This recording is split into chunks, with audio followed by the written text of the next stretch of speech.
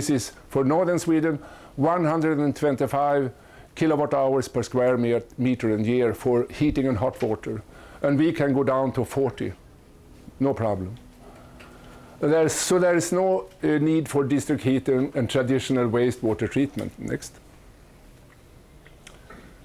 And now we are coming to the final pictures.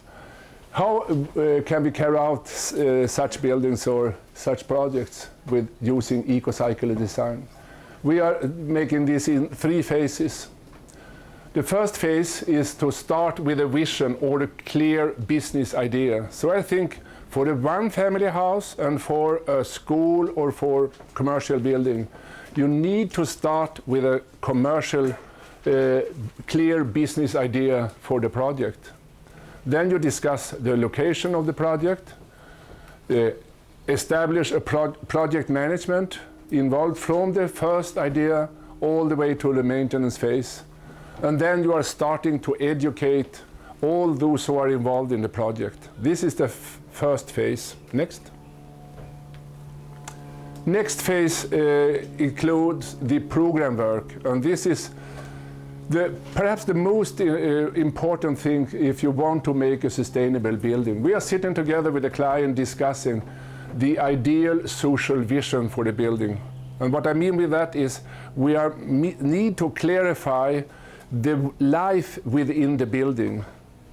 If I, as an architect, don't know the way of living in the building, I can't design a building. Most architects, they start with designing.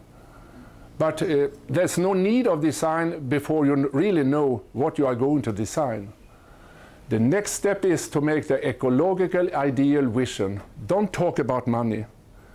Think about what's the best way to adapt this building in nature, as a part of nature. Then the technical ideal vision, again, best available technology in the world. No discussions about money. Don't use the word it's impossible, it costs too much, and so on. I'm tired to hear about that. Then the next step is to talk about the economical ideal vision. And then there's the investment cost, there's the yearly cost, the life cycle cost, and this cost for the society. For example, if you do good schools, there's the best investment for a community or city. So this must be taken in account when you talk about economy. Economy is not only the lowest possible price. Then we are using a checklist for eco-cycle adapted houses to help these discussions. And we do that also for a one-family house. Then we need information about the site and the buildings and description of all rooms, and we have special sheets for that. And then you write the final program. After when you have to take decision on the final program, there is no compromises. If it go to hell, then you know why.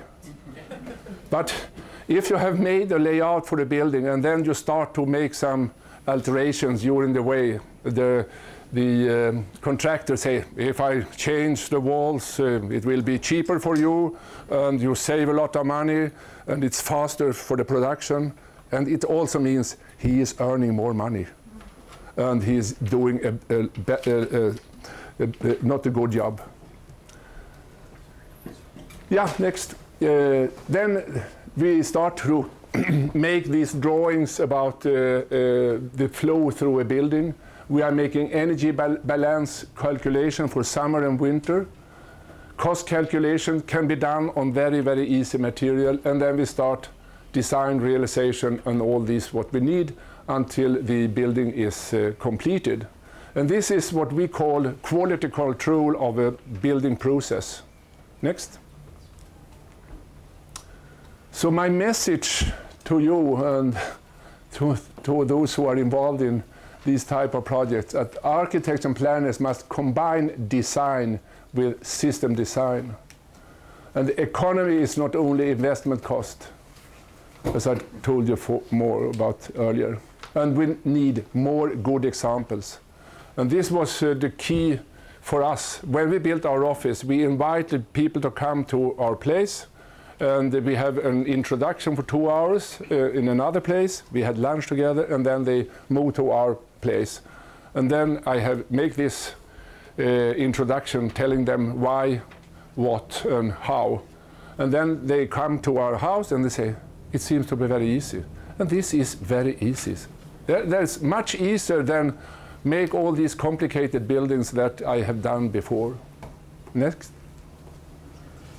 And this is what I told you about project management. So in my projects, I want to have one project manager from idea to the maintenance phase. In normal projects in Sweden, we hand over the information to different specialists all the time. And there is a loss of information every time when you hand over to the next person. And those who are making the drawings using computer-aided design, they make the same mistakes every building, for they are using the old solutions. They are never out on the site discussing with the contractors and those who are involved in the practical work. So this is a need that we shall be out on the site to discuss with the people involved in the project. Yeah, next.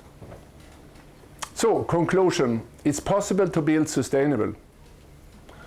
And sustainable for me is social sustainability, ecological sustainability, technical sustainability, and economic sustainability. Less footprints, energy saving, higher quality, lower yearly cost, stronger trademark, and this is something for Toyota. They say, if we rebuild our buildings in that way, we will have a stronger trademark. And the value of the buildings is higher, and it's profitable for everybody. Yeah, next. So what can be discussed here in Southern California? I've been in touch with a lot of people before I came here, and one thing is insulation, that is cooling, heating and hot water production. I can't find so many solar panels on the houses here, and you are using gas for this, but perhaps the sun can give you enough of heat, electric energy, water saving constructions, waste handling, fire protection, transportation, retrofit of old buildings. It's possibilities in all these lines, and it's possible to use this way of thinking when you are building new houses and retrofit the old ones. Yeah, next. This was a pamphlet we were given when we started the Toyota project, and this is in Swedish, but I tried to translate it. There is only one planet Earth.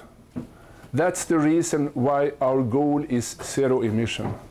I think this is a car producer. That's a good idea. So if you ask for, they have a very interesting little book called The Toyota Way. And it can be applied on all what we are doing in the family and what you are doing private and for car dealer. Yeah, next. So, to end up, use the energy from the sun. It's a never-ending energy. Take care of our water resources and live in balance with nature. This is my message. Next. And we are all responsible for the global population. They are not other people living far away. We are responsible for this in the future. And the next. We have not inherited the planet from our parents. We have borrowed it from our children. And this is our lovely grandchildren. Train your children and grandchildren to be survivors. This is very important. And the next, the last one. My wife and I, we use cost calculations